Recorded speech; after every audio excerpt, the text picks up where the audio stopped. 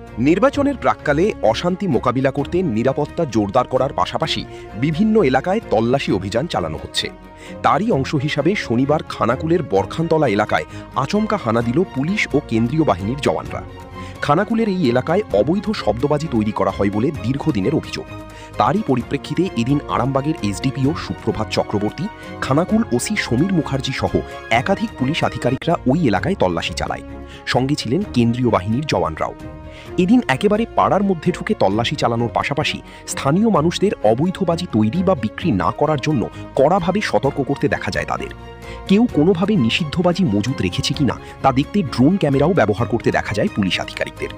জানা গেছে, রাজনৈতিকভাবে অশান্ত খানাকুল বিধানসভায় শান্তিপূর্ণ নির্বাচন পরিচালনা করার চ্যালেঞ্জ নিয়েছে প্রশাসন। সেই মতো দফায় দফায় চলছে তল্লাশি ও নজরদারি। পাশাপাশি প্রহরাও জোরদার করা হয়েছে খানাকুলে। বিভিন্ন ধরনের খবরের জন্য লাইক ও সাবস্ক্রাইব করুন বাংলার কথা।